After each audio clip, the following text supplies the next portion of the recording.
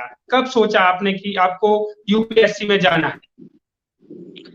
अम, मैं आपको वैसे यकीन नहीं होगा मगर मैं सेकंड स्टैंडर्ड में थी जब मुझे हवलदार एएसआई से लेके डीजीपी तक की सब पोस्ट याद थी। तो मेरे पिताजी मुझसे कहते थे कि तुम्हें बस आगे चल के सिविल सर्विसेज की कंप्लीट करना है पेपर, ताकि तुम आईपीएस ऑफिसर बन पाओ। तो वो सपना इतना पुराना था, वो जी। सपना ऐसा नहीं था कि 10th और 11th में सोचा हो, कि कॉलेज में सोचा हो। तो it was a very very old dream of my father. शायद उनको ऐसा लगता था कि वो पुलिस सर्विसेज में नहीं गए, तो इसलिए उनके दिल में जो एक आस थी वो अपनी बेटी के अंदर उस चीज को देखते थे। जी। तो मैम, जब आपका ये सपना टूटा, तब क्या सिचुएशन थी आपके सामने, क्या स्थिति थी, आपने कैसे डील किया उनको? जैसी सिचुएशन आम हर व्यक्ति जो सिविल सर्विसेज की तैयारी करता है उसके हृदय में थी, वही सेम मेरे दिल में भी थी। क्योंकि मैं बहुत ज्यादा टूट चुकी थी, मेरा पेपर क्लियर नहीं हुआ था। और मैंने अपनी माता जी से ये तक कहा था कि मुझे लगता है कि मुझे मर जाना चाहिए। तो अ, और उसमें मेरी माँ ने मुझसे ये कहा था कि तुम अपनी लाइफ को किसी अच्छी जगह पे यूज कर पाओ, कुछ अच्छा कर पाओ।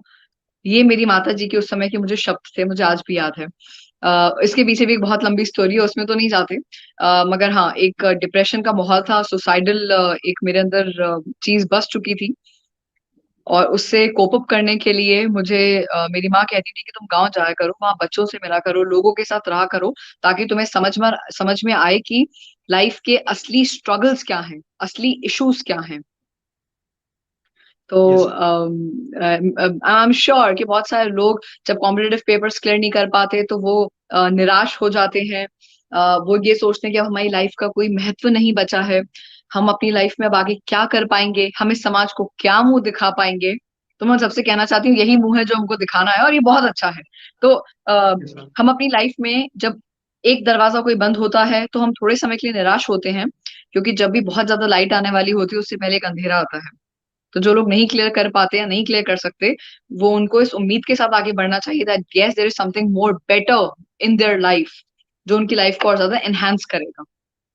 जी। आपके जीवन हम्म। में कोई एक ऐसा क्षण साझा करिए हम सभी से, तब आपको लगा हम्म। हो कि आप बहुत ज्यादा टूट गई हो अभी के दौरान, यूपीएससी के असफलता के बाद आपको लगा हो कि यार ये तो बहुत कठिन समय है, कैसे उससे फेस किया जाए? मैं एक पब्लिक लाइफ की व्यक्ति हूँ, हीरा जी। और इस जिंदगी में हर दिन मैं जब उठती हूँ तो मैं ये सोचकर उठती हूँ कि आज मेरे नए स्ट्रगल्स हैं। महिला होने के नाते मुझे हर समय एक एक्स्ट्रा स्टेप लेना पड़ता है ये प्रूफ करने के लिए कि मैं एट पार अच्छा काम कर सकती हूँ। और ये समाज में ऐसा कुछ भी नहीं कि कोई महिला कर सकती तो पुरुष नहीं कर सकता, पुरुष कर सकता तो महिला नहीं कर सकती। जब इस माहौल में हम रहते हैं, इस समाज के इकोसिस्टम में जब हम जीवित रहते हैं, क्योंकि हमें हर व्यक्ति को एक इकोसिस्टम की आवश्यकता है। इस इकोसिस्टम में हम पे ताने बाने मारे जाते हैं, हमें नीचा दिखाया जाता है, हम पे लोग हंसते हैं, हमारे थॉट्स पे लोग हंसते हैं, हमारे विजन पे लोग हंसते हैं। तो वो चीजें आपको तोड़ देती हैं। आप अगर मुझसे ये पूछें कि आप किस दिन नहीं टूटी, तो ऐसा कोई दिन नहीं जाता जिस दिन मैं टूटती नहीं हूँ। मगर अगर आप ये पूछेंगे कि आप सबसे ज्यादा किस दिन टूटी थी, तो एक, चाहे पुरुष चाहे लड़का हो चाहे लड़की हो, उसके लिए सबसे ज्यादा दुख का दिन वो होता है जिस दिन वो अपने फादर को लूज करते हैं। तो जब मैंने अपने पिताजी को लूज किया था तो वो मेरे लिए एक बहुत बड़ा दिन था, क्योंकि वो मेरे लिए पर्सनल अटैचमेंट था। और जब हम सोशल लाइफ में होते हैं, जब हम सामाजिक जिंदगी में होते हैं, और अगर हम सामाजिक जिंदगी में कुछ अच्छा करना चाहते हैं, तो हमारी जो पर्सनल लाइफ है, जो हमारे परिवार का सिस्टम है, वो बहुत स्ट्रांग होना चाहिए। और जब बेटियां आगे बढ़ती हैं तो आमतौर पर उनके भाई और उनके पिता, उनके दादा उनको बहुत सपोर्ट करते हैं। और जब ये सपोर्ट सिस्टम टूटता है तो लड़कियां, चाहे लड़का भी, मैं आई एम श्योर ये चीज लड़कों के साथ भी होती है, बट हाँ पर्सनली मैं एक लड़की हूँ, मुझे लगता है कि वो मेरे लिए एक बहुत ही उस वो एक ऐसा गम था जिससे आज मुझे 2.5 साल हो चुके हैं।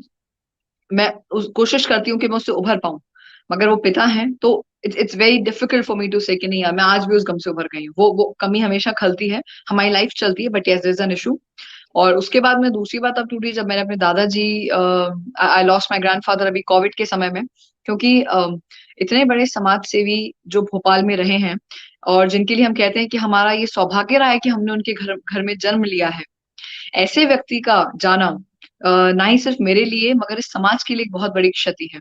क्योंकि ऐसे लोगों से सीखने को बहुत कुछ मिलता है। तो हम अक्सर अपने गुरु को लूज करते हैं ऐसे समय में। तो ये एक यस ऐसे समय था जब मैं बहुत टूटी थी जी। मैम, आप काफी एनर्जेटिक रहती हैं, हमेशा देखा है, बहुत एनर्जी और एक मोटिवेशन आपके पीछे चलता है। क्या कुछ कारण है या क्या को कुछ वो राज है जो सीक्रेट है आपका, आपके मोटिवेशन का, वो शेयर करिए मैम हम सभी लोग। हीरा जी, मोटिवेटेड तो आप भी मुझे बहुत लग रहे हैं, तो मगर उसके बावजूद मुझे लगता है कि मेरी ईश्वर में परम आस्था जो है, वही मेरे लिए एक बहुत बड़ा यस मैम। मोटिवेशन है। क्योंकि जब भी हम कुछ अच्छा करने यस जा रहे मैम। होते हैं, तो ये मान के चलें कि ये सब कुछ परम पिता परमेश्वर की वजह से ही हो रहा है, और उनके ही यस हम पे मैम। आशीर्वाद है, तब हम इतना कुछ लाइफ में कर पा रहे हैं। और हाँ, मोटिवेटेड होने के अलावा ऐसा नहीं है, मैं भी बहुत ज्यादा थोड़ा घर में लड़ती झगड़ती रहती हूँ। तो उस समय मेरी माता जी जो है वो एक मुझे चीजों के लिए मोटिवेट करती रहती है, क्योंकि देखिए युवा हैं, 25 साल में सरपंच बन गए, तो यस। इतनी कम उम्र में बहुत ज्यादा रिस्पॉन्सिबिलिटीज आ गई। और रिस्पॉन्सिबिलिटीज को पूरा करना और उस पे खरे उतरना, और समाज के लोगों की आपके प्रति जो दृष्टि है और जो वो आपके प्रति सोचते हैं, उस चीज को फुलफिल करने के लिए आपको बहुत डिफिकल्ट पाथ से गुजरना पड़ता है। तो वो डिफिकल्ट पाथ में आगे बढ़ने के लिए हमेशा मेरी mother, obviously father lost him very recently, 2.5 साल हुआ है, मैं मुझे तभी लगता है रिसेंट है, but yes, my mother has always been a full support to me. So yes, my meditation, मेरी पूजा पाठ, ईश्वर के प्रति मेरी आस्था, मेरी माँ का मुझे पूरा सपोर्ट, ये मुझे हमेशा लाइव रखता है। बहुत बढ़िया मैम। अब मैं आपके साथ एक गेम खेलना चाहूंगा, एक रैपिड फायर गेम खेलना चाहूंगा। उसमें मैं आपके सामने एक शब्द बोलूंगा, एक वर्ड बोलूंगा, आपके दिमाग जी में तुरंत जो भी आता है आपको वो बताना है। तो समझ गए हो ठीक आप? तो बताइए, शुरू कर। है। जी जी, हाँ जी हाँ जी। तो पहला वर्ड है मैम, लव। लव। प्रेम, प्यार। प्रेम तो सत्य का आधार है, और ईश्वर से ही होना चाहिए सिर्फ। अच्छा, ठीक है मैम। दूसरा है लाइफ पार्टनर। लाइफ पार्टनर, पति। समय आने पर बता देंगे कौन है, किनसे ब्याह करेंगे, जब समय निश्चित होगा पता चल जाएगा कि जी। अच्छा इनसे होनी है शादी, जो भी वो होंगे, पता नहीं कहाँ है जी। अभी। नेक्स्ट वर्ड है मैम, एग्नोस्टिक, अज्ञेयवाद। अच्छा, जो ईश्वर में नहीं मानता ऐसा। मैम कॉमन वही वाला, जो वही ना। मानता भी है और हाँ नहीं भी वही ना। मानता। अच्छा, हाँ तो यस। ऐसे लोग मुझे लगता है कि सत्य से कोसों दूर हैं, क्योंकि सत्य सिर्फ ईश्वर है। मगर ऐसे लोग ईश्वर को भी परम प्रिय हैं, जो ईश्वर को नहीं मानता, ईश्वर को सबसे ज्यादा वही प्रिय होते हैं। बढ़िया। फिर है ma'am role model. Role models change with time. मुझे जो आज पसंद है, शायद कल अपन का ही स्टैंडर्ड इतना ऊपर हो जाएगा कि दूसरा रोल मॉडल चुनना पड़ेगा। तो but on lighter ma'am. Note, बहुत सारे हैं जो भी महिलाएं आज अच्छा काम कर रही हैं, या जिन्होंने पिछले समय में अच्छा काम करा, जैसे मुद्रा हो गई, जैसे घोषा हो गई, ऐसी विदुषियां हमारे समाज में रही हैं, जैसे मार्gaरेट थैचर हो गई, जैसे इंदिरा गांधी, सुषमा स्वराज जी हो गई, ऐसी स्ट्रांग महिलाएं। तो ये सब हमेशा से, क्वीन एलिजाबेथ हो गई, मैंने उनकी क्राउन सीरीज देखी। ये मैं जरूर 1 मिनट का थोड़ा लंबा लेना चाहूंगी। बिल्कुल लीजिए नेटफ्लिक्स पर मुझे मैम। सबसे ज्यादा किस चीज ने इंस्पायर करा है, तो वो इसने करा है। और इसके अलावा जमीनी स्तर पे ऐसी कई महिलाएं जो अपना कितना कुछ छोड़कर समाज को सिर्फ देने में लगी हैं। वो हर महिला से कुछ सीखने की आवश्यकता है, तो सब हैं अपने आप में रोल मॉडल्स। मैम जी। कांग्रेस। देश को 60 साल पीछे लेके जाने वाली, और हमारा कमजोर विपक्ष और देश का बंटवारा करने में अहम भूमिका निभाने वाली। बंटवारा शब्द आप समझिए मैं राहुल क्यों कह गांधी। रही हूँ। नहीं, मैं बंटवारा शब्द इसलिए जी कह रही मैम। हूँ क्योंकि मेरा खुद का परिवार, जब अभिन्न भारत, अखंड भारत था, वहां के लाहौर से जी। आया है। तो इसलिए मैं इस बात को ओके। इतने ही बहुत। स्ट्रॉन्ग पॉइंट से इसको रखती हूँ। राहुल गांधी जी जी, मैम। मुझे लगता है कि उनके साथ बहुत नाइंसाफी हो जाती है। उनके साथ नाइंसाफी हो जाती है बेचारों के साथ। ठीक है, मैंने कहा ना, कमजोर अच्छा, विपक्ष है, कुछ लीडरशिप नीड्स टू कुछ चेंज। दर्शकों के भी है मैम, कुछ दर्शकों ने भी कुछ शब्द दिए हैं, जैसे श्वेता जी। शाह ने कहा है हैप्पीनेस। Happiness yes. अंदर ढूंढिए, बाहर कुछ नहीं मिलेगा। बाहर तो हर इंसान आपसे जलेगा, कुड़ेगा, किलपेगा, तो happiness is always eternal, it is inner happiness. हम अगर ये भी सच है Shweta ji, it is better to cry in a Mercedes than cry on while walking और ऑन अ बाइसिकल। तो दैट डिपेंड्स कि कितनी मटेरियलिस्टिक हैप्पीनेस के ऊपर हम बात कर रहे हैं, कि आत्मीय हैप्पीनेस पे बात कर रहे हैं। बस आखिरी के 2 या 3 शब्द हम जो करंट से आप रिलेटेड है, एक पूछिए। अभी जो फेमिनिज्म। मेरे लिए तो हिंदुस्तानी फेमिनिज्म ज्यादा इंपॉर्टेंट है, जिसमें मैं पीवी सिंधु की बात करूं, जिसमें मैं इस समय वो मीराबाई की बात करूं, जिसमें मैं राधा की बात करूं। मेरे लिए फेमिनिज्म वो है। मेरे लिए feminism is not male bashing. मैं पुरुष के कंधों पर अपना पैर रख के आगे बढ़ने वाले फेमिनिज्म को कतई सपोर्ट नहीं करती। ये सलाम। एक आखिरी दर्शक का आया है, विशाल यादव का है, वो कह रहे हैं Akhilesh Yadav. Intellectual but in the wrong party. Okay.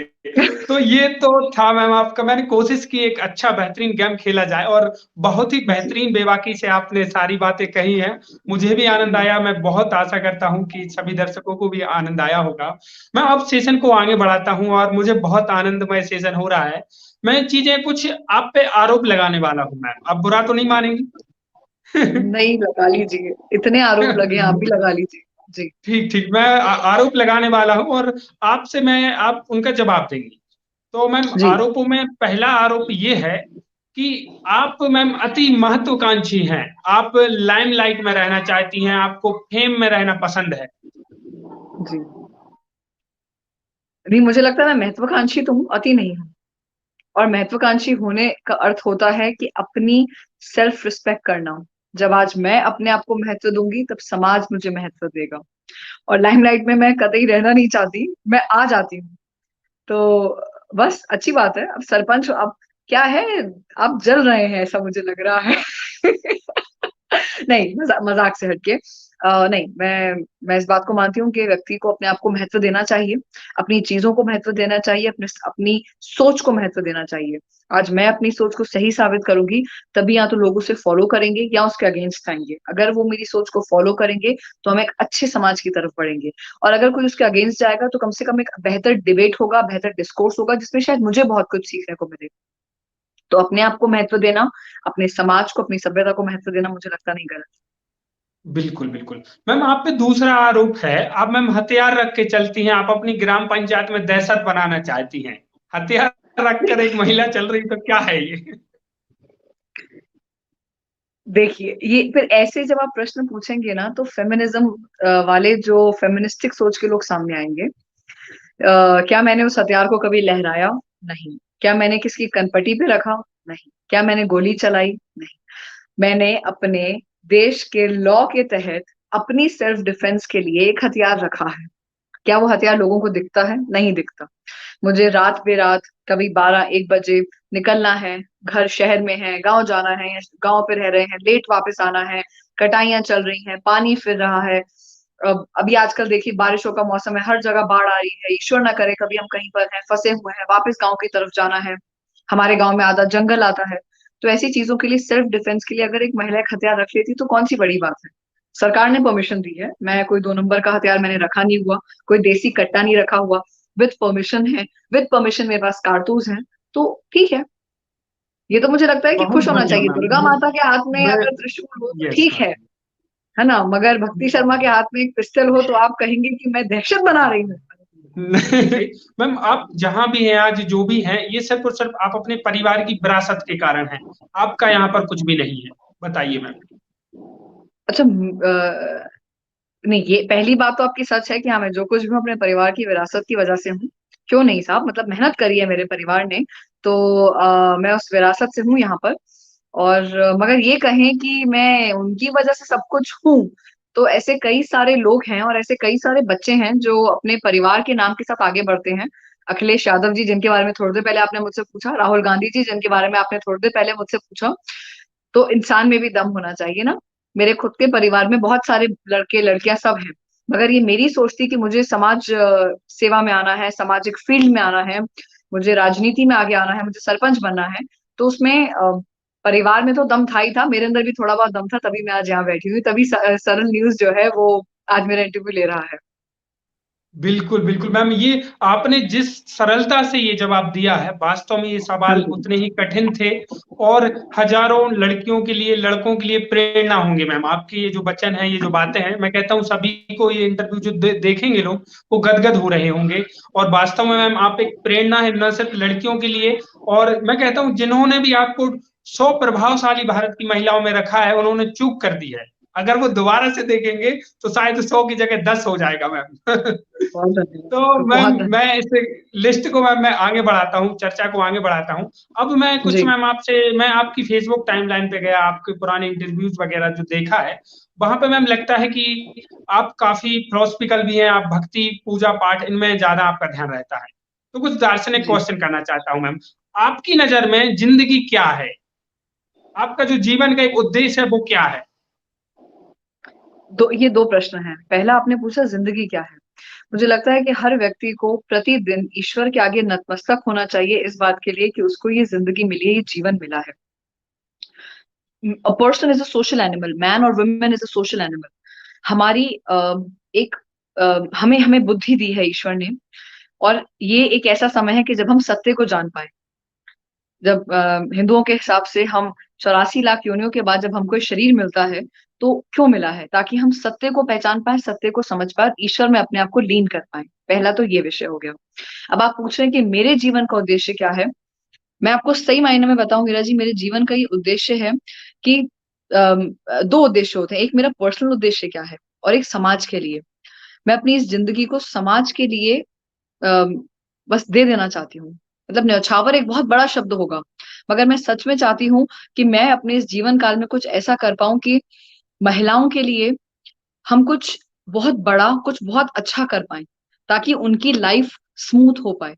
अभी भी सरकारें, लोग बहुत अच्छा कर रहे हैं समाज के लिए। तो मेरे मेरे जीवन का अंतिम उद्देश्य यही है कि मैं कुछ बहुत महिलाओं के स्टैंडर्ड ऑफ लिविंग के लिए, महिलाओं के लिए कुछ अच्छा करना चाहती हूँ। जब मैं अच्छा कह रही हूँ तो ये सिर्फ फाइनेंशियल एस्पेक्ट नहीं है, ये सोशल एस्पेक्ट भी है। मुझे दुख होता है कि हम इतने बड़ी सभ्यता में और इतने बड़े कल्चर में हमने जन्म लिया है, और उसके बावजूद हम इस कल्चर को नहीं समझ पा रहे हैं। उसके बावजूद आज हमको इंग्लैंड के फेमिनिज्म की आवश्यकता है या ब्रिटिश फेमिनिज्म की आवश्यकता है। ये मेरे लिए बहुत दुख की बात है। मेरे लिए इससे ज्यादा दुख की बात यह है कि जब कोई कहता है कि मनुस्मृति में ये लिखा गया है कि महिला को ऐसे रखा जाए। मुझे सच में दुख होता है कि जिन लोगों ने पढ़ा ही नहीं रामायण को, जिन्होंने महाभारत को पढ़ा ही नहीं, उस पर्सपेक्टिव को नहीं समझा, वो कौन लोग हैं जो मुझसे कह सकते हैं कि सीता को राम जी ने किसी धोबी के कहने पे निकाल दिया? कोई कैसे कह सकता है शूद्र भ्रष्टुहारी ताड़ना के अधिकारी? मुझे दुख होता है इन लोगों के ऊपर कि आप अपने इतने स्ट्रॉन्ग कल्चर को, अपनी सभ्यता को समझ नहीं पाए। तो इस सभ्यता को कैसे लोगों तक, जनमानस तक पहुंचाया जाए, महिलाओं तक पहुंचाया जाए, ताकि वो अपने लिए स्टैंड ले पाए, ये बहुत बहुत आवश्यक चीज है मेरे लिए हीरा जी। और दूसरी इससे भी ज्यादा महत्वपूर्ण चीज ये है कि मैं पर्सनली, जो मैं गलत है, मैं अहंकार का प्रतीक है, मगर उसके बावजूद मेरे जीवन का क्या लक्ष्य है पर्सनली। मुझे लगता है कि मुझे अपना उत्थान करना है प्रतिदिन। प्रतिदिन जब मैं सुबह उठूं, मैं एक स्टूडेंट की तरह समझूं कि मुझे किसी से क्या सीख सकती हूँ, मैं आपसे क्या सीख सकती हूँ, मैं लोगों से क्या सीख सकती हूँ। क्या जो मेरे घर के बाहर जो मुझे सब्जी बेचने आता है, क्या मैं उससे कुछ सीख सकती हूँ? क्या जो बच्चे मेरे इंटरव्यूज लेते हैं, जो हाई एंड एजुकेटर्स मेरे साथ बैठते हैं, जो इंटेलेक्चुअल क्लास के साथ मैं बैठती हूँ, जो पॉलिटिकल एनालिस्ट के साथ मैं बैठती हूँ, उनसे क्या सीखूं? क्योंकि जब तक मैं अपने आप को निखारती रहूंगी, तब कई लोगों के लिए मैं रोल मॉडल बनूंगी। तब वो लोग शायद उस रास्ते पे चलना चाहेंगे जिस रास्ते पे मैं चलूंगी। तब वो लोग ये समझ पाएंगे कि आपकी लड़ाई और मेरी लड़ाई एक है। आपकी लड़ाई में भी इश्यूज है, मेरी में भी इश्यूज है, आपके अपने स्ट्रगल्स है, मेरे अपने स्ट्रगल्स है, मगर जब मैं इन स्ट्रगल से निकल सकती हूँ, तो आप भी निकल सकते हैं।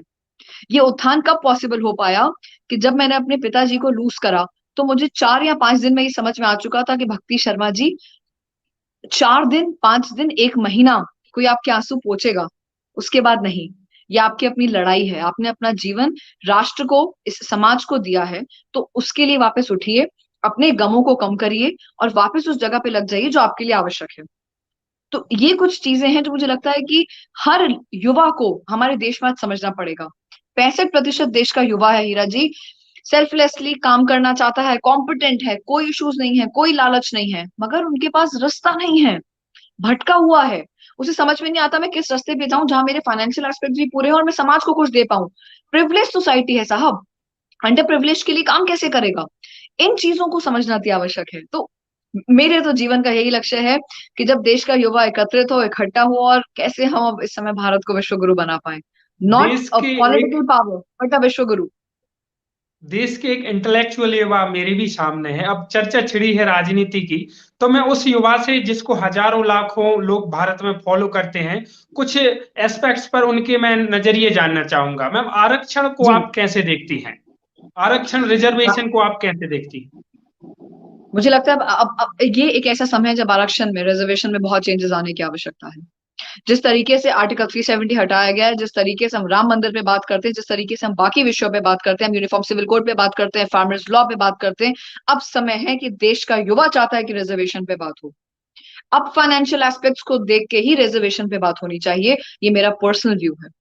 महिला रिजर्वेशन की बात करें, सरकार ने धुआंधार काम करा, 50% रिजर्वेशन ग्रामीण क्षेत्र में दिया। आप यकीन मानेंगे, अगर आप सर्विस को अच्छे से देखेंगे तो 1995 से लेकर या 2000 से लेकर 2020 तक, आप बिलीव करेंगे, 35% महिलाएं जिन्होंने सरपंच का चुनाव लड़ा है, लाइक 50% में से 35% महिलाएं अपनी रिस्पॉन्सिबिलिटीज को समझने लग गई हैं। आने वाले 10 साल में मैं आपको गारंटी दे सकती हूँ कि 50% महिलाएं जो है वो अपनी रिजर्वेशन के को समझेंगी, अपने राइट्स को समझेंगी, अपने ड्यूटीज और अपनी रिस्पॉन्सिबिलिटीज एज अ सरपंच उसको समझेंगी। Similar is the case with the zila panchayat और जनपद के साथ। अब बारी आती है एमएलएस की और लोकसभा में। वहां वैसे तो मैं बहुत ज्यादा रिजर्वेशन को मानती नहीं हूँ कि नहीं मिलना चाहिए, मुझे लगता है थोड़ा हमारे अंदर भी दम होना चाहिए, मगर कभी कभी महिला आगे बढ़ना चाहती है तो पुरुष उसको रोकता है। ये एक कटु सत्य है।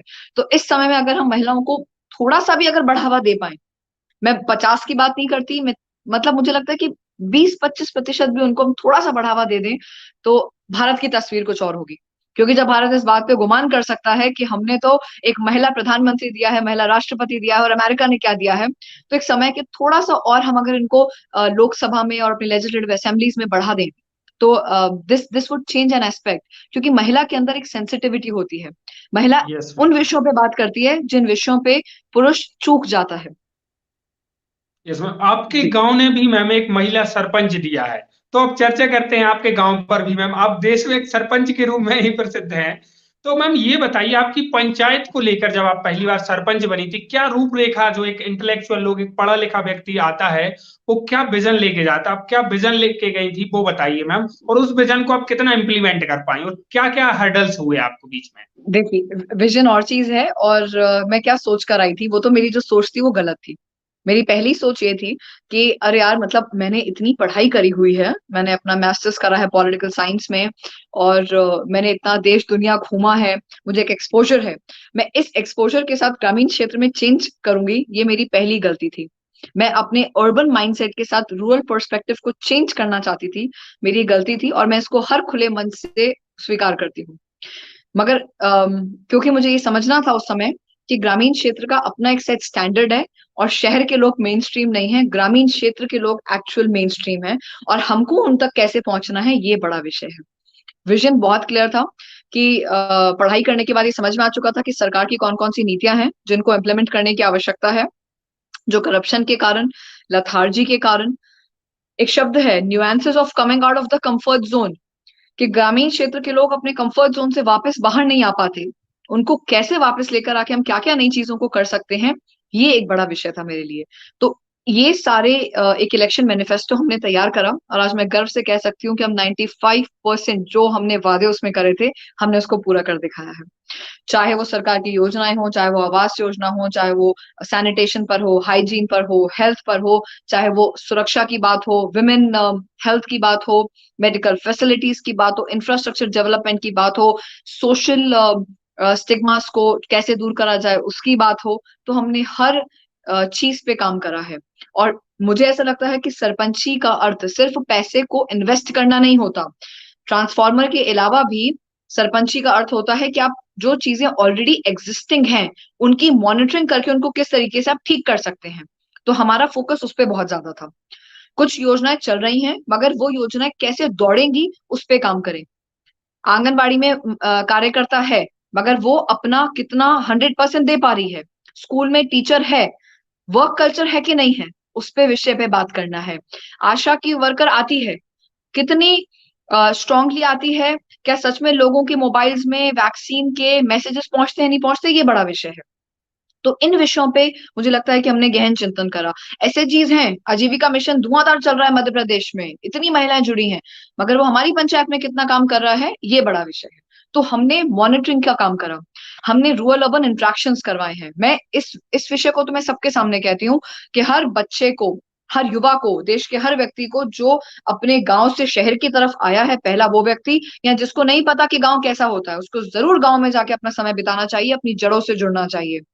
क्योंकि जो पेड़ अपनी जड़ से कट जाता है वो ज्यादा दिन टिक नहीं पाता, वो अपने ट्रेडिशन से बिल्कुल हटता है। जब आपने मुझसे, आप कह रहे हो कि आपको मेरे फेसबुक पे दार्शनिक दिखता है, क्या है वो दर्शन? बिल्कुल वो दर्शन मुझे गांव से सीखने को मिला है, मुझे इस मिट्टी से सीखने को मिला है। मेरे परिवार में सुबह उठते ही, खाना बाद में खाते हैं, पहले पूजा पाठ करते हैं। और ये संस्कार मेरे घर में 3 साल की जो मेरी भतीज, मेरे भैया की बेटी है, उसमें है। तो ये दर्शन कहाँ से आया? यही हमारी सभ्यता है। सभ्यताएं, ये वो सभ्यताएं हैं जिनको हम गांव में छोड़ के शहरों की तरफ आ गए। इसके पास वापस मैम, जाने की आवश्यकता। क्वेश्चन पूछ रहा हूँ, आप ये बताइए, सरपंची में ऐसे कौन कौन से अवसर थे, कौन कौन सी जगह थी जहां आप भ्रष्टाचार कर सकती थी और आपने नहीं किए? और पूरे देश के सरपंचों को आप क्या मैसेज देना चाहती? आप एक इंटेलेक्चुअल सरपंच है, पढ़ी लिखी सरपंच है, जनरली सरपंच इतना पढ़ा लिखा नहीं होता है, तो आप बाकी के अदर सरपंच को क्या मैसेज देना चाहती? ये क्लिप मैम हो सकता है देश के सभी सरपंचों तक जाए। हीरा जी, इसको कहते हैं फंसाने वाली बातें। ठीक है, आप चाहते हैं कि अगली बार कॉल आए और धरने बिछे भक्ति शर्मा के घर के सामने, ये बहुत गलत है। मगर पहले तो मैं आपके प्रश्न में 2-3 चीजें चेंज करना चाहूंगी। कि जो बच्चे ये कहते हैं कि भाई साहब हम पढ़ाई छोड़ के सरपंच बनना चाहते हैं, मैं इतने हाथ जोड़ती हूँ कि कृपया पढ़ाई मत छोड़िए। पढ़ाई आपको एक्सपोजर देती है, पढ़ाई आपके दिमाग के चक्षु खोलती है। तब जाके आप सही गलत, जिसको कहते हैं रैशनल इरेशनल, का फैसला कर पाते हैं। आपके डिसीजन मेकिंग में आप हर चीज को देख पाएंगे। आप जात पात और धर्म से ऊपर उठ के सिर्फ समाज के बारे में काम कर पाएंगे। तो कृपया अपनी पढ़ाई मत छोड़िए। सरपंची पैसा कमाने का कोई साधन नहीं है। सबको पता होना चाहिए कि मध्य प्रदेश में ऑनरेरियम, जिसको भत्ता कहते हैं, 1735 रुपए मात्र मिलता है, टीएडीए। तो इतना तो हीरा जी जो है वो कभी कभार अपनी गाड़ी में पेट्रोल ही लगा देते होंगे, उतना तो मुझे बेचारे को महीने का भत्ता मिलता है। तो इस भत्ते से हम ऊपर उठे हैं, पहली बात तो ये। और देखिए, सरकार कभी ऐसे लूप होल्स नहीं छोड़ती कि लोग भ्रष्टाचार करें। इसका एग्जाम्पल, बहुत क्लियर एग्जाम्पल ये है कि जैसे हम आजकल ऑनलाइन देखें, ऑनलाइन बहुत चीजें चल रही हैं, ठीक है। हम ऑनलाइन कपड़े खरीदते हैं, आजकल फेसबुक पे भी बहुत ज्यादा आता है कि आप ऑनलाइन शॉपिंग करिए, मगर आपको और मुझे सबको पता है कि वो फेक है। तो क्या होता है, लोग अपने लूप होल्स निकालने लग जाते हैं। ताला बनता है ना, तो चोर उसकी चाबी पहले ही ढूंढ लेता है। ये लोगों की मानसिकता है। और ऐसे कई सरपंच हैं जो बहुत पढ़े लिखे हैं। मैं आपको फिर बताना चाहूंगी, अकेले मध्य प्रदेश में मैं खुद कम से कम 500 से 600 सरपंचों के कांटेक्ट में हूँ, जो वेल रेड हैं, वेल एजुकेटेड हैं, और बहुत अच्छा काम अपनी पंचायत में करें बिना भ्रष्टाचार के। तो ये भी समझने की आवश्यकता है। और जो सरपंच जिनको ऐसा लगता है कि हम भ्रष्टाचार करके अगर आगे बढ़ेंगे, तो मैं आपसे कहना चाहूंगी कि फिर आप भ्रष्टाचार ही करिए, फिर आप आगे नहीं बढ़ पाएंगे। फिर ना सरल न्यूज आपको बुलाएगा, ना आपको कोई राष्ट्रीय या ना आपको कोई स्टेट अवार्ड्स मिलेंगे, और ना ही लोग आपको इज्जत की नजरों से देखेंगे। पैसा तो आप कमा लेंगे, मगर आप समाज कल्याण के व्यक्ति नहीं है। और सरपंची जो है वो समाज सेवा और समाज कल्याण की और राजनीति को सीखने की पहली सीढ़ी है। और पहली सीढ़ी में भ्रष्टाचार कर लोगे तो कहाँ आगे बढ़ पाओगे? तो ये समझना है। देखिए, अवसर आपको बिल्कुल हमेशा मिलेंगे, लालच आपको हमेशा मिलेगा। आपको भी मिलता होगा कि हीरा जी क्या कहते हैं, कोई कैसा इंटरव्यू आप इनका ले लीजिए, थोड़ा आपका भी फायदा हो जाएगा। आप नहीं लेते ना, क्यों? क्योंकि आप चाहते हैं कि सरल न्यूज जो है उसका एक सेट स्टैंडर्ड है। इस स्टैंडर्ड से हम नीचे नहीं आएंगे, हम इससे ऊपर कोशिश करेंगे जाने की। आपके पास बहुत मौके होंगे, बहुत सारे सरपंचों के जिन्होंने और भी अच्छे काम करे होंगे अपनी पंचायतों में, आपने उनका इंटरव्यू क्यों नहीं लिया? कहीं ना कहीं खबर यस। आई होगी ना कि इन्होंने पैसा खाया है।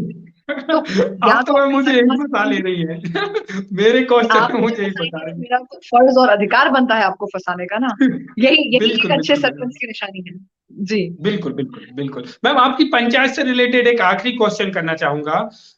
ऐसा कौन सा काम है मैम जहां आपको समस्या गई हो करने में, आपको मतलब पसीने आ गए हो, पंचायत का कोई काम हो और आपको लगा हो यार ये तो बहुत कठिन हो गया? ऐसा कोई काम नहीं है, हर काम कोई में भी मुझे काम नहीं? पसीने आए। नहीं, हाँ, क्योंकि अच्छा। देखिए, इस बात को आप अदरवाइज मत लीजिएगा। सरकार ने बात करी कि हम ओडीएफ बनाएंगे, ठीक है। शौचालयों का पैसा आने लगा। आप यकीन मानेंगे कि देखिए अभी वो पैसा डायरेक्ट बेनिफिट ट्रांसफर है, किसके खाते में जाएगा? जो व्यक्ति जो शौचालय बना रहा है उसी के खाते में जाएगा ना, मेरे खाते में तो आ नहीं रहा। सरपंच को बनाना नहीं है, सरपंच को ठेका नहीं देना।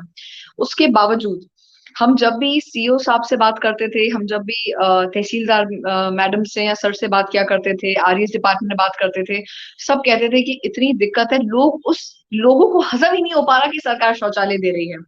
तो अब ये कह देना किसी व्यक्ति का, अच्छा अब देखिए हमें तो, अब आपने कहा ना महत्वाकांक्षी, देखिए मैं तो महत्वाकांक्षी थी कि अपने को अपनी पंचायत को जल्द से जल्द स्वच्छ भारत के साथ जोड़ना है, ओडीएफ करना है, ओपन डेफिकेशन फ्री हमारी पंचायत को करना है। तो मेरा तो दिमाग में एक विजन था कि मुझे इसको 6-8 महीने में कंप्लीट करना है। अब उसमें आप समझिए कि कोई बड़ा व्यक्ति आके मुझसे कहे, अरे भक्ति बाई जो मजा ही नहीं हुआ और इतने शौचालय में जान का, हम तो अब खुला खेत में जाएंगे। हम कहते थे कैसी बात कर रहे हो, मैं दादा बनवा लो, सरकार राशन कार्ड खत्म कर देगी, पेंशन ना देगी, तुम्हारा क्या कहते हैं प्रधानमंत्री आवास योजना ना मिले तुमको। मगर आप सोचिए कि लोगों की एक मानसिकता है, वो उससे आगे ही नहीं बढ़ना चाहते। अच्छा इस मानसिकता को महिला पुरुष ना जोड़े, महिलाएं तो बनवाना चाहती, कभी कभी पुरुष अटक जाते हैं, पता नहीं कौन कौन से नए नए वो ट्रेडिशंस को लेकर आ जाते थे। तो अब इसमें अब आप क्या कहेंगे? सिमिलर एक और केस हुआ हमारे साथ, आप सोचिए, हम अपनी पंचायत में हमने कोलैबोरेट करा था मेडिकल हॉस्पिटल्स और उन सबके साथ कि आप आइए फ्री चेकअप करवाइए। ये 1 मिनट का किस्सा है, मैं नई नई सरपंच बनी तो 8 या 9 महीने हुए होंगे मुझे। हम लोगों ने यहाँ पे एक बड़े एनजीओ के साथ कोलैबोरेट करा और लोगों के कैटरैक्ट ऑपरेशन करवाए। आई एम श्योर आप भी गांव से आते होंगे तो आपने देखा होगा गांव की कुछ सड़कें थोड़ी सिकरी सी होती, पतली पतली सी, कुछ थोड़ी चौड़ी होती हैं। तो जब लोगों का ऑपरेशन, फ्री ऑपरेशन हुआ कैटरैक्ट का, करीबन 5-7 लोगों का, एम्बुलेंस छोड़ने आई तो एम्बुलेंस ने उनको पंचायत भवन पे उतार दिया और 200 फीट आगे नहीं उतारा, 200 मीटर आप फीट से समझ लीजिए, आगे नहीं उतारा कि चलो यहाँ से तो ये गांव चल ही जाएंगे। थोड़ी देर, आधा पौन घंटा हुआ, एक लड़का मेरे पास आया, मुझे लगा ये मुझे कहने आएगा दीदी धन्यवाद आपने मेरे पिताजी का 15-1 हजार का ऑपरेशन करवा दिया, 1 महीने की मेडिसिन आ गई, चश्मा आ गया, सब हो गया, कोई दिक्कत नहीं हुई। आपको पता है उसने मुझसे आके क्या कहा? कहता है बाई डोकरे को उते उतार दिया, इते उतार जाते तो का चलो जातो। एक 200 कदम चलने के लिए, एंड ही वाज, मतलब तंदुरुस्त व्यक्ति थे, ऐसा थोड़ा ना कोई बुजुर्ग व्यक्ति थे कि लाठी के साथ चल रहे हैं। आप इमेजिन करिए कि एक 25 साल की लड़की पे उस समय क्या बीता होगा कि यार मैं तुम्हारे लिए अच्छा करने का सोच रही हूँ और तुम मुझे 200 कदम चलने में तुम्हें दिक्कत हो रही है। ये तुम्हें अपने पिता को 30 किलोमीटर दूर हॉस्पिटल लेके जाना पड़ता, उनका रजिस्ट्रेशन करवाना पड़ता, ऑपरेशन होता, वहां रहते, खाने पीने का इंतजाम करते, 1 महीने की मेडिसिन लाते, वो तुम्हारे लिए काफी नहीं था। तुमने मुझे एक ये डायलॉग मार दिया आगे से। तो मुझे उस दिन ये समझ में आया कि आप कितना भी किसी के लिए कर लो, people will never be happy, they never be satisfied. तो don't be yes. Yes man, और सबको खुश करने की कोशिश मत करो, अपना काम करो। तो चाहे सरकारी योजना हो, चाहे मेरे पर्सनल कुछ काम हो, पर्सनली बड़ा मजा ये आता था कि ग्राम सभा में तो लोग आते नहीं थे, बुला बुला के थक जाओ कि आ जाओ अपन डिस्कशन कर ले, हम हर महीने डिस्कशंस करते हैं, आम सभाएं करवाते हैं, उसमें नहीं आएंगे। अब मान लीजिए कोई बड़ा न्यूज चैनल हमारी पंचायत में आ गया, मान लीजिए यस। 40-50 एनएसएस के और एनसीसी के बच्चे आ गए, हमने अपने यहाँ पे टूर रखवाया है और हम सबसे मिलवा रहे हैं, अरे भक्ति बाई जो पेंशन को का हो। मैंने कहा ये बताओ पिछले हफ्ते ग्राम सभा हुई थी उसमें काहे नहीं आई तुम? अरे जो समय नहीं मिलो। मैंने कहा अब हम तुम्हारे द्वार आए हैं किसी को दिखाने के लिए, तो तुम आगे से हमें ये मैम, सुनाओगी। यहाँ मैं जी रोकना चाहूंगा, और मैं अब आपसे जो क्वेश्चन कर रहा हूँ मैं वहां की लोकल लैंग्वेज में करना चाहूंगा, बुंदेलखंडी में मैं बात अरे करूंगा। आप भी कोशिश करिएगा बुंदेलखंडी में करें। तो अच्छा होता ये है भक्ति भाई, अगर भक्ति भाई से मैं संबोधन कर रहा हूँ, भक्ति भाई गांव में होत जो है कि गांव की भाईचारियां, मतलब कौन पढ़ो लिखो आदमी आ जाए, हाँ औरत आ जाए, बस खूब समझावे की कोशिश करत है औरत हो कि हम तुम्हारे भले के लाने काम कर रहे हैं, बच्चा रो बिन्ना रो भले के लाने, लेकिन आप समझो। लेकिन वे गांव वाली भाईचारे बिन्ना रे जा सोचा था कि नहीं इसमें भक्ति बाई को कछु फायदा हो जाए, कचुलाभ जब भी क्यों है हमारे इनको? आई हैं। अब बनना हमा हमा कोई फायदा नहीं है, भक्ति बाई में बाहर से पैसा मिलो पक्का। अगर हमें हाँ 10 में दे भी रही है तो 90 भक्ति बाई ने लाई है। ऐसी हाँ। काका परिस्थितियों से गुजरी है भक्ति बाई गांव में, वे बताएं भक्ति बाई बुंदेलखंडी में। हमारी बुंदेलखंडी इतनी अच्छी को ना हो, मगर मोड़ इस तरह बता रहे तो मुझे इतना मजा किसी इंटरव्यू में नहीं आया आज तक।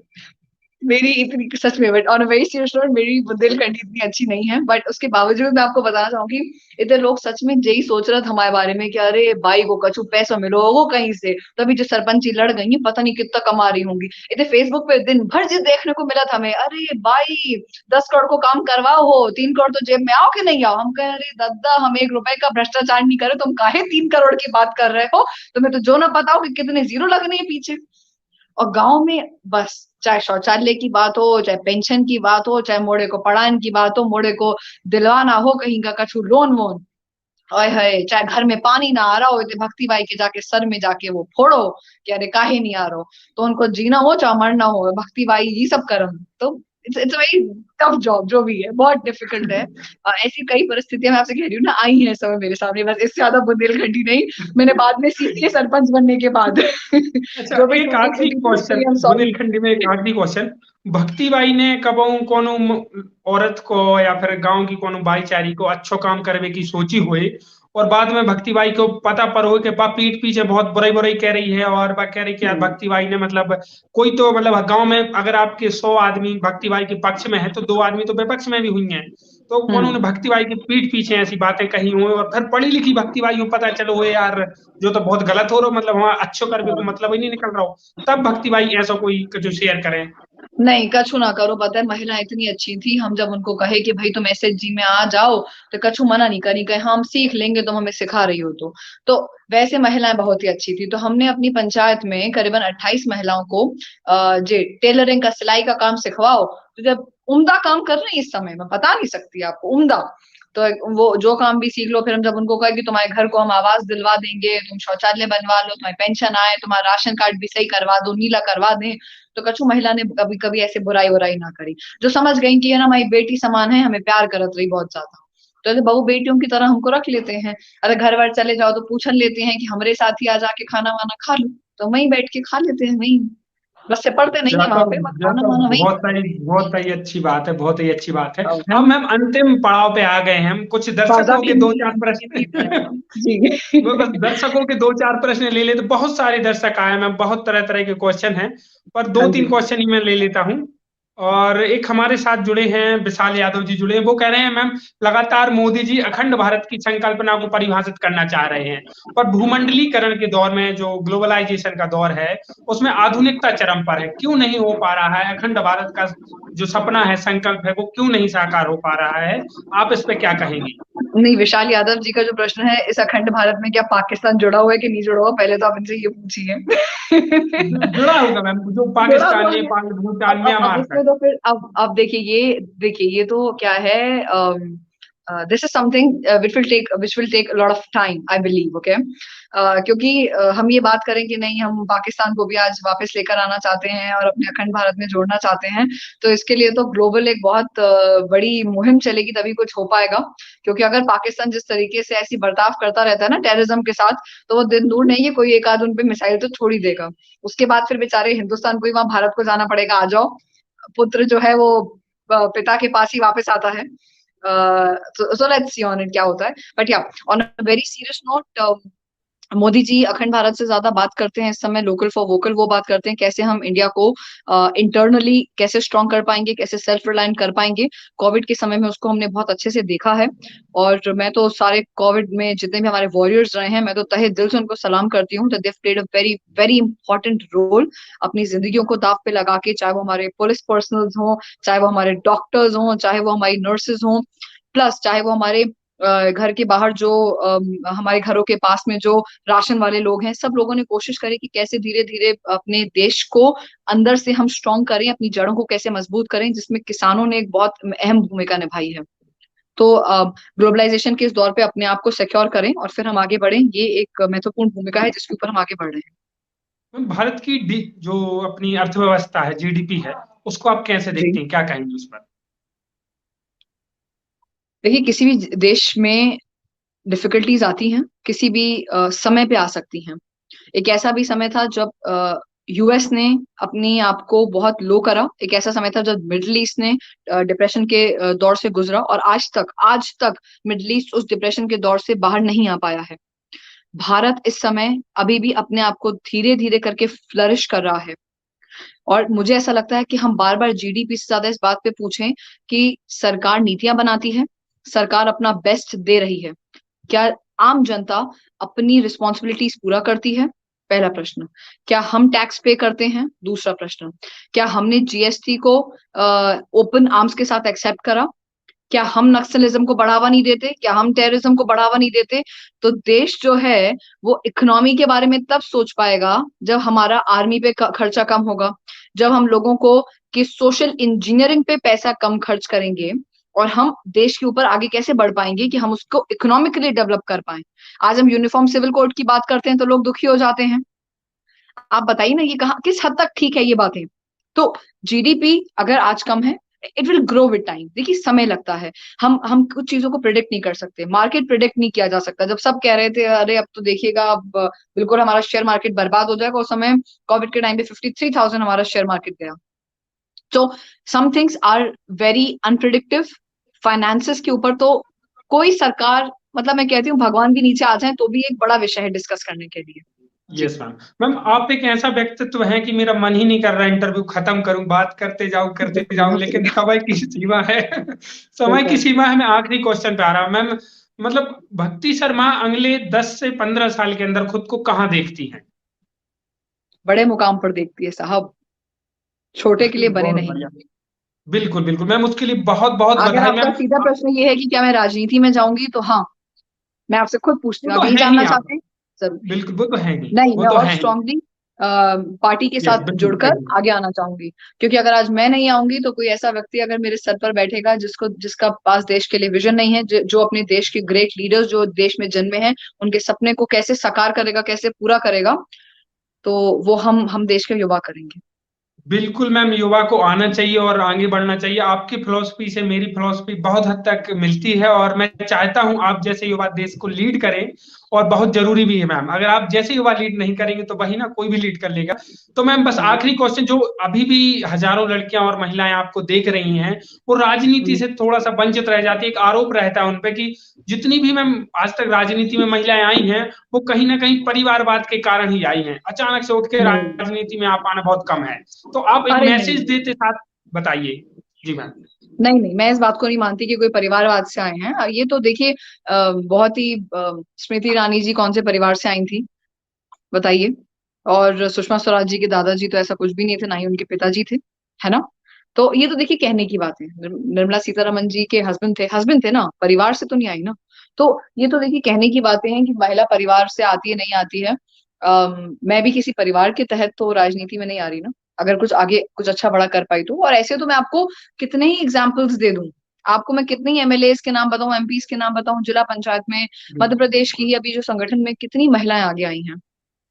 तो सच ये में तो मैम आप देखिए बहुत ग्रेट नहीं नहीं, पर्सनालिटी ये हैं तो पता है क्या है, ये ये। एक्सक्यूज है। ये एक्सक्यूज है ये कहने के लिए कि क्या कहते हैं कि बाकी महिलाएं सस्टेन नहीं कर सकती। मैं आपको इस मंच से खुले दिल से एक बात बताऊं, मुझे अभी यस मैम तक बिल्कुल।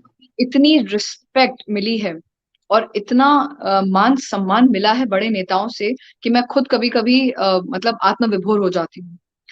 इतने नेता मुझे बेटियों की तरह रखते हैं, बच्चियों, और जो थोड़े कम बड़े हैं वो मुझे बहनों की तरह प्रेम करते हैं कि हमारी छोटी बहन है ये, इसको आगे बढ़ाना है। इतना तो ये मैं आपको बताऊं, देखिए कुछ तथाकथित बातें होती हैं जो हर जगह होती हैं, क्या मेडिकल फील्ड में नहीं है, क्या किसी और प्रोफेशन में नहीं है? क्या आप मुझे बताइए, आप मुझे एक प्रोफेशन बता दीजिए जिसमें आप ये कहें कि नहीं नहीं महिलाएं इसमें सेफ है। आप बताइए, हर जगह आप हर गिनवा जगह सकते है। हैं मुझे? तो कहीं ना देखिए कहीं। ये तो क्या है कि वो है कि हमें इससे बचना है। पुरुष भी कह सकते हैं कि पॉलिटिक्स में हमारे साथ जो है हमें बहुत वेट करना पड़ता है, या हमारे कैरेक्टर पे बात होती है। कैरेक्टर पे यस बात मैम। हर जगह होती है, हर जगह होती है। ये कोई नई चीज नहीं है।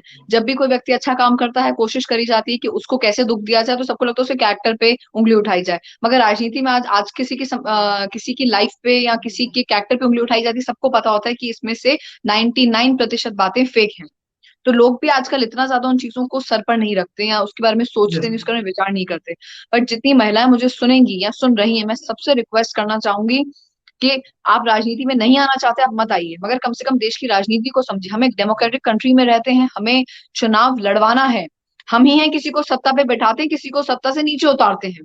तो आपको समझना पड़ेगा कि आपका देश किस जगह जा रहा है, कौन सी पार्टी आपके देश के हित के बारे में सोच रही है, और कौन सी पार्टी की वजह से आपको नेशनल और इंटरनेशनल फेम मिल रहा है। ये एक बड़ी बात है हीरा जी। कम से कम हम अपने कम से कम अपने राइट टू वोट का सही इस्तेमाल करें, वो एक बड़ा विषय है। और मैं बहुत सारे कमेंट आ रहे हैं, वो कह रहे हैं आप मेरे रोल मॉडल है मैम। मोनिका अवस्थी मैम है जो खुद एक गवर्नमेंट ऑफिसर हैं, और बहुत सारी जी लड़कियां आपको जुड़ी हैं। मैम कह रही बहुत बहुत आभार आपका, थैंक यू सो मच। बहुत लड़के लड़कियां मतलब रोल मॉडल बोल रहे हैं आपको। मैम बस इन सभी लोगों के लिए, और जो नारियां हैं, लड़कियां हैं जो आजकल स्कूल में हैं और संघर्षरत हैं, उनको मैम आप एक अंतिम मैसेज दीजिए। अंतिम मैसेज बहुत क्लियर है कि हम एक प्रिविलेज लोग हैं और हमारे आसपास बहुत अंडर प्रिविलेज लोग हैं। हमारी रिस्पॉन्सिबिलिटी बनती है इस देश के नागरिक होने के नाते कि हम इनके उत्थान के लिए जो भी हमारे स्तर पर हो पाए उसको जरूर करें।